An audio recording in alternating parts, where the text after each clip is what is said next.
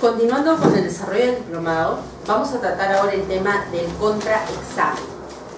En clase anterior ya habíamos visto que el examen directo es una declaración donde el protagonista es el testigo. En este tipo de examen, que es el contraexamen o cross-examination, en el derecho anglosajón, el protagonista es el abogado. Aquí el testigo simplemente nos sirve para obtener información favorable a nuestro caso, para obtener información desfavorable al caso de esa parte y para desacreditarlo. Son tres objetivos que yo puedo lograr en un contraexamen: lograr información para mi favor, lograr información en perjuicio de la parte que lo presentó o desacreditar su testimonio, que son tres cosas diferentes. No se tienen que conseguir necesariamente las tres cosas, los tres objetivos. Llegado a este punto, debemos decir que un flaco favor nos ha hecho la televisión, las películas, porque ahí se ve generalmente que mediante un contraexamen efectivo, eficaz, el testigo termina diciendo: sí, fui yo la maté. Como en el caso, por ejemplo, de Legalmente Rubia, nuevamente, ¿no? En la vida real esto no pasa. En la vida real, el testigo, aún descubierto la mentira, va a tratar de reafirmarse en esa mentira. No vamos a encontrar casos en los cuales con una pregunta recontra ingeniosa descubrimos que el testigo es un mentiroso, que es un mendaz. Vamos a encontrar que los testigos, cuando declaran, ellos declaran de buena fe, generalmente. Cuentan lo que creen que han visto. Por eso cuando se le objeta o cuando se va por el punto de la credibilidad de un testigo, no solamente se le trata de llamar es un mentiroso, sino que lo que tú viste, no lo viste realmente. Lo que tú creíste ver, estabas demasiado lejos para observar. Tuviste un error en la percepción. Y es importante porque ya han habido estudios en Estados Unidos en los cuales se ha determinado que 10 personas declaran totalmente diferente respecto a un mismo hecho que han visto, por ejemplo. ¿Por qué? Porque así es la naturaleza humana. Cada persona se centra en una cosa diferente. Si es que ahorita, por ejemplo, yo suscito un hecho, como fue el experimento en Estados Unidos, que estaban en una clase y llamaron que entró una persona y luego entró otra a atacarle, le quitó sus cosas, y luego dije: a ver, relate cada quien en una hoja 3 cosas que vio. Fueron cosas totalmente disímiles, porque cada persona se fija en cosas diferentes. Entonces vamos a tener que los testigos no es que vayan a mentir al juicio, sino que también se equivocan. Y para darle esa contrariedad, para darle realmente que esa prueba valga, y sea una prueba válida, creíble, que me sirva para condenar o también para absolver, tiene que pasarse el tamiz del contraexamen. El tamiz del contraexamen es tal que en la Constitución de Estados Unidos está establecida como una de sus enmiendas. Así como ellos tienen derecho al debido proceso, tienen derecho a que sean confrontados con sus testigos. Y eso está a nivel constitucional allí. Entonces, la necesidad de la existencia del contraexamen le da lógica a nuestro sistema adversarial. Le da base, le da sustento. Porque uno no puede construir una historia lineal a partir de lo que dijo alguien sin ningún tipo de control. Y este control va a ser ejercido por las partes. El juez no puede ponerse en lugar de la parte y tratar de extraer la información. Acuérdense que la prueba de oficio ya no está permitida en el nuevo modelo. El juez está permitido hacer algunas preguntas, pero de aclaración nada más, no de fondo. Eso es objetable, porque si nosotros vamos a terminar teniendo vocales o jueces, abogados con cinta blanca o abogados con cinta roja. Ellos no pueden ponerse en la posición ni de fiscales, porque por más que estén haciendo una mala acusación, o de la defensa, porque estén haciendo una mala defensa. Tienen que mantener su posición imparcial. Y para que puedan tener prueba de calidad que sirva para emitir una sentencia válida, necesitan que esa prueba esté testeada. ¿Cómo testeo la prueba? Mediante el contraexamen. Entonces, el contrainterrogatorio o contraexamen va a ser realizado por el abogado de la otra parte. Veíamos que en el examen directo es realizado por el abogado que presenta la prueba. En este caso va a ser por la contraparte. Finalmente, ¿por qué se realiza esto? Porque el testigo, por ejemplo, en un examen directo puede memorizar, así como hace un rato en nuestro ejemplo, dándole una hoja con un relato de los hechos, pudo contarme qué pasó. Porque pudo saberse la historia. Esta es la historia que tú tienes que ir a decir, tu libreto. Y me vas a ir soltando las respuestas conforme yo te hago preguntas. Pero en un contraexamen realizado bien hecho, no va a resistir que se haya memorizado un testigo, independientemente de que sea veraz o no. El contraexamen va a ser que el testigo salga del libreto ya memorizado. Es muy difícil que un testimonio inventado o adornado resista un contraexamen. Al no ser cierto, va a poder ser impugnado, porque voy a hacerte preguntas de detalle. Tú me dices, yo estuve muy cerca, por ejemplo, ¿no?, de la persona que se raptó a mi hijo, y yo sé que es ella. Y te pregunto detalles, por ejemplo, de su ropa, porque le observé 15 minutos, me dices, ¿no? Yo nada más me distraía. Pero, por ejemplo, tú habías salido de un procedimiento de cesárea. ¿Cómo no te va a distraer la herida que tienes? Entonces, esas cosas te van a descuadrar a ti al momento que te hacen preguntas. Y ahí es donde se va a testear la credibilidad o no. ¿A qué debo limitarme yo cuando hago preguntas en el contraexamen? Me limito a lo que dijo en el examen directo.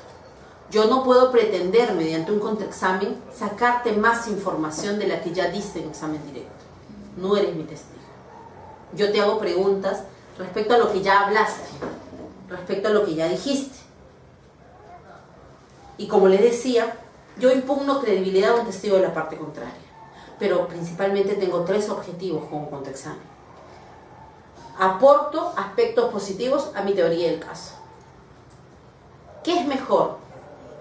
¿Que un testigo propio confirme mi proposición fáctica o que lo confirme un testigo de la otra parte?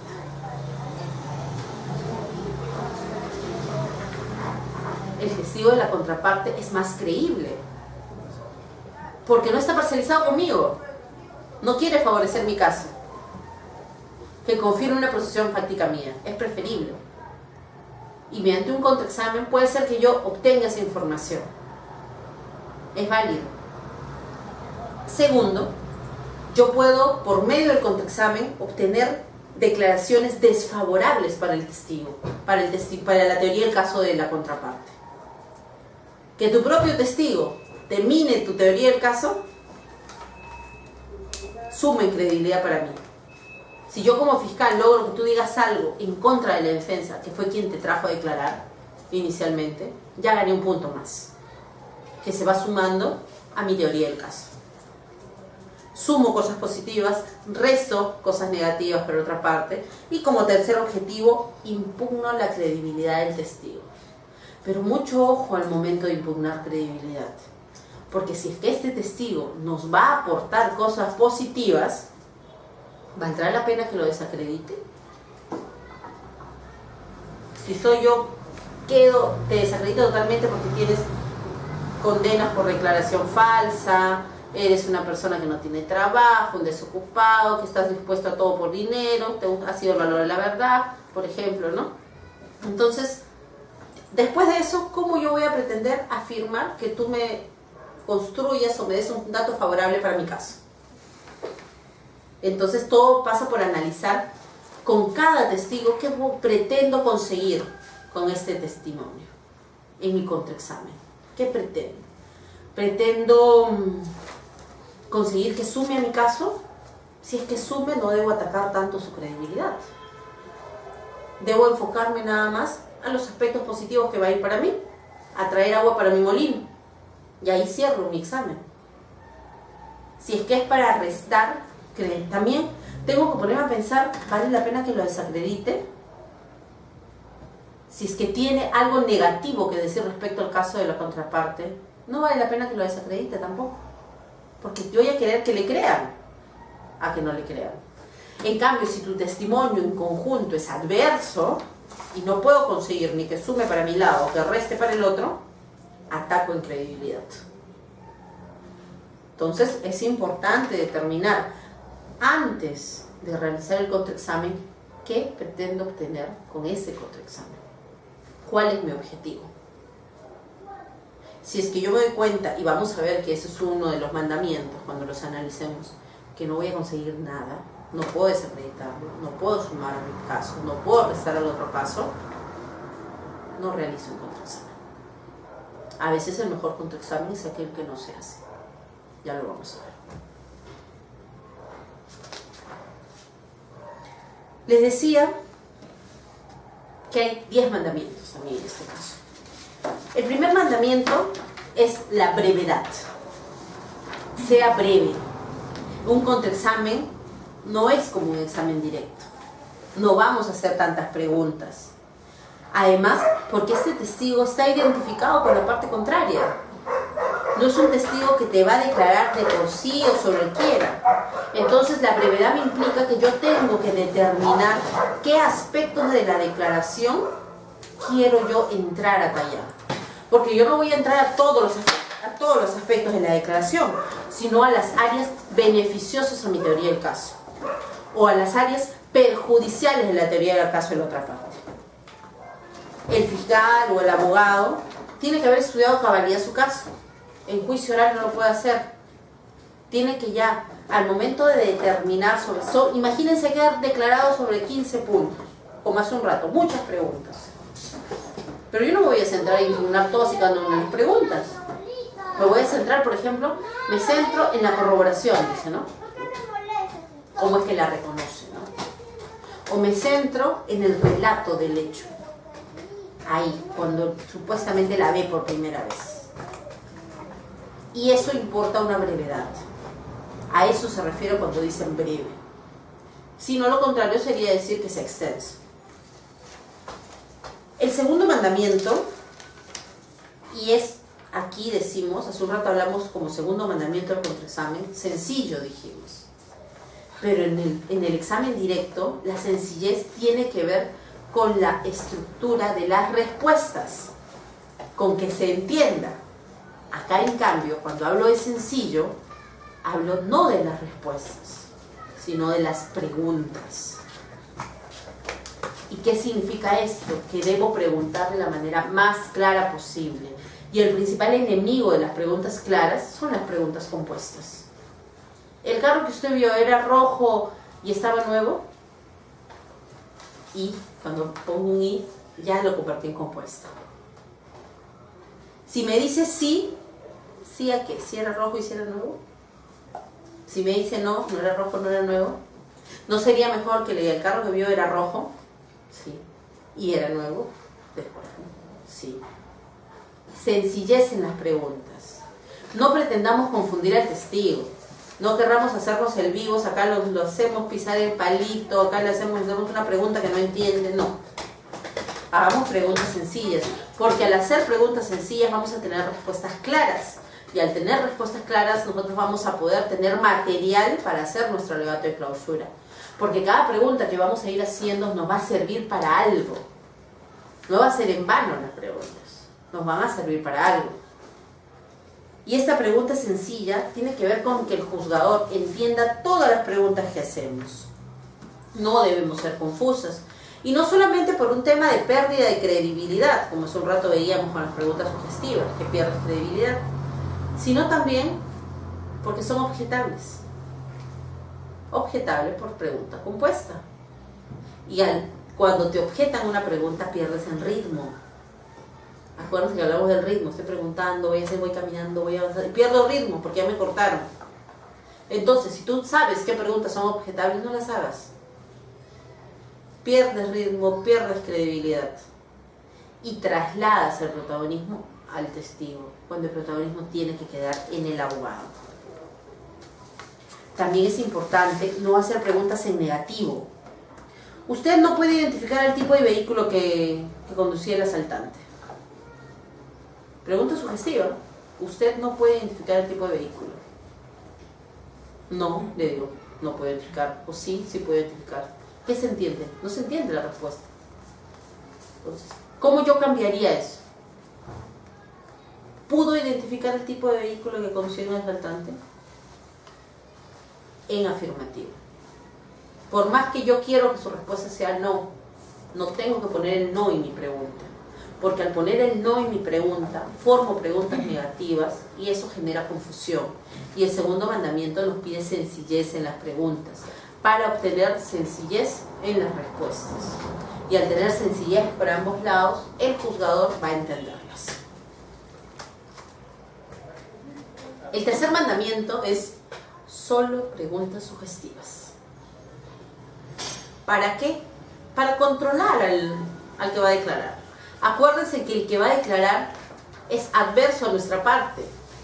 Y si nosotros le damos oportunidad de que se explaye, perdemos. Porque el testigo va a querer justificar sus respuestas, va a querer justificar sus inconsistencias.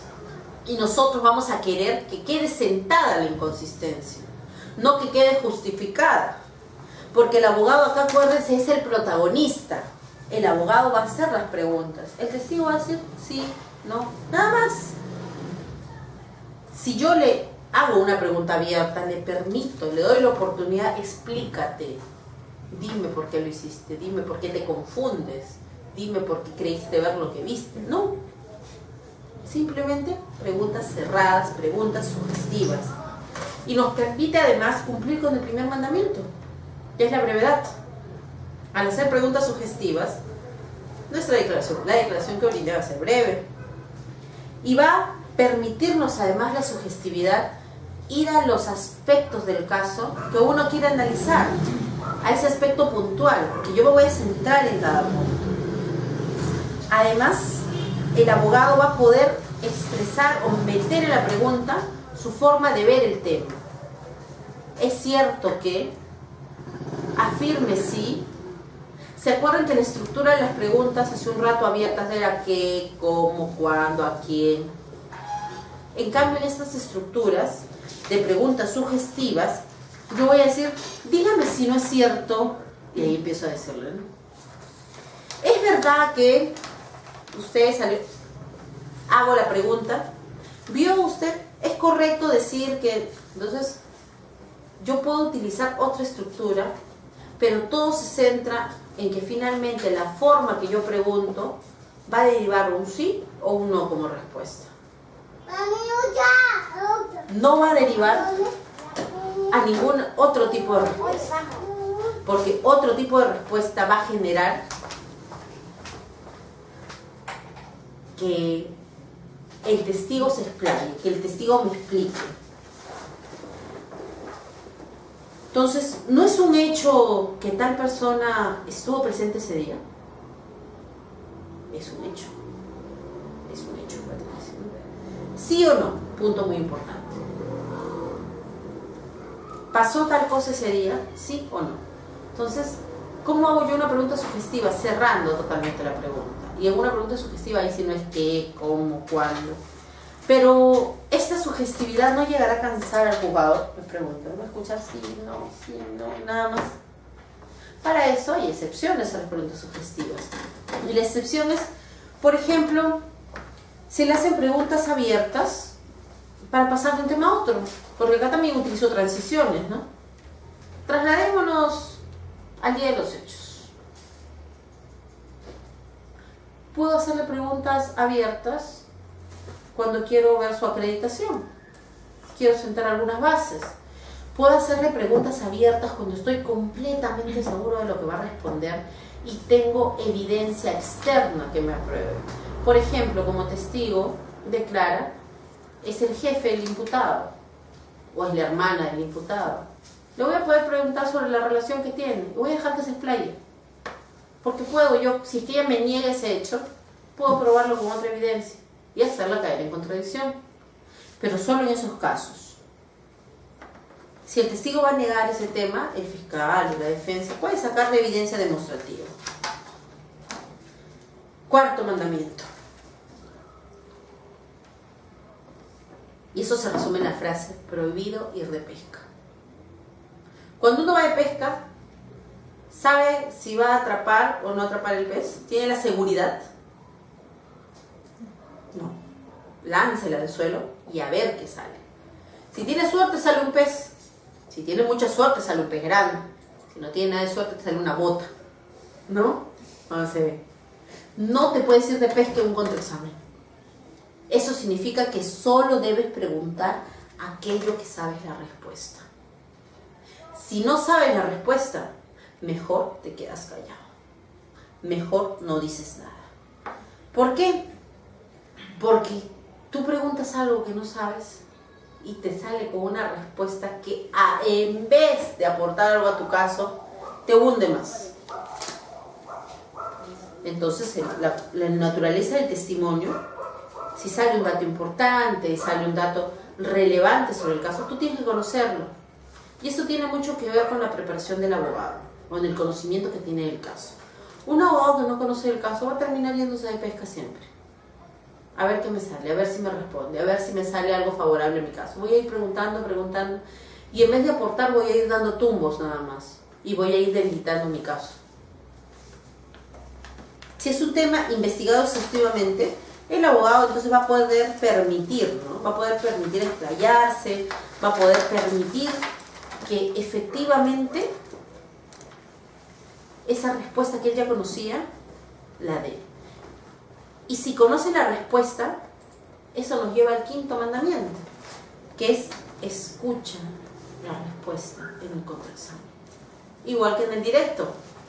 En el directo teníamos que escuchar la respuesta para verificar que la declaración que nosotros queríamos que dé, se dé como habíamos preparado el testigo. En cambio, en el contraexamen tenemos que escuchar la respuesta porque nos puede surgir alguna información que nosotros desconozcamos. Porque nosotros, aún habiendo investigado perfectamente el caso, podría ser que descubra un hecho importante y nos sirva para utilizarlo posteriormente en el alegato. Y eso tiene que ver nuevamente con preparar, ya ir preparado con tus preguntas, no tener tu pregunta en detalle. Si se dan cuenta, es importante tener áreas, tener esquema. Y el esquema hace un rato en un examen directo lo vimos. Empiezo a hacer preguntas acreditativas, hago check, ya acredité. Introductorias, check, introduje. Sobre los hechos, check. Corroboro el relato, check. Final dramático, check. Ya está, cubrí mis aspectos. Pero si yo no tengo una organización, va a llevar a que mientras yo pregunto estoy pensando, ¿y ahora qué toca? Si es que yo tengo línea por línea mis preguntas, hay abogados que preparan pregunta por pregunta, eso va a llevar que si alguna respuesta me sale mal, ya me estanco, pero no sé qué va a seguir, porque mi respuesta siguiente tenía que ver o dependía de la respuesta anterior, como un prerequisito, como lo puso un prerequisito de la universidad. Entonces, es importante escuchar la respuesta. Para poder escuchar la respuesta tengo que estar preparado. Si no estoy preparado, voy a tener que distraerme. Y si me distraigo, no voy a poder extraer toda la información que yo requiero para mi caso. Sexto mandamiento: no pelear con el testigo. Acuérdense que vamos a tener un testigo adverso. Es un testigo hostil, es un testigo que no nos quiere dar información. Y jamás va a querer aceptar que es un mentiroso. Y cuando surge este tema pues de discordancia, que el testigo no quiere responder tu pregunta, hay dos opciones. O recurres al juez para que le dé instrucciones al testigo, con lo cual no te pones en un dilema, o te pones firme también y tú mismo paras el hecho. Un ejemplo: testigo, ¿es cierto que usted pudo ver únicamente al acusado de espaldas? Yo lo pude ver bien, abogado, dice el testigo. Testigo, la pregunta es sencilla. Lo cierto es que usted únicamente pudo ver al testigo de espalda. Le estoy diciendo que yo lo vi muy bien, dice. ¿Se dan cuenta que no dice ni sí ni no?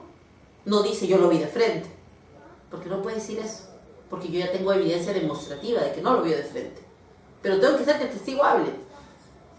Entonces, testigo, por favor, conteste la pregunta. Abogado, lo que pasa es que usted no quiere escuchar la verdad. Usted quiere que yo conteste porque usted me quiere escuchar nomás.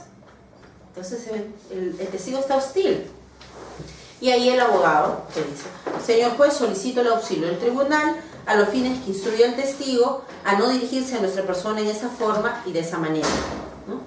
Y el tribunal le va a tener que decir, no instruir al testigo, que tiene que contestar la pregunta, ¿no? Y ahí ya va a tener que responder. Sí, estaba de frente a la espalda, punto.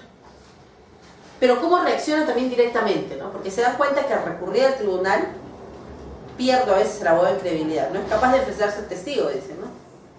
Entonces, testigo, lo cierto es que usted únicamente pudo ver al acusado de espalda. Yo lo pude ver bien, abogado, nuevamente. Testigo, la pregunta es sencilla. Lo cierto es que usted únicamente pudo ver al abogado de espalda. Abogado, le estoy diciendo que lo vi muy bien. Testigo, por favor, conteste la pregunta. Abogado, lo que pasa es que usted quiere que yo le responda lo que usted le da la gana, quiere escuchar lo que yo quiero decir.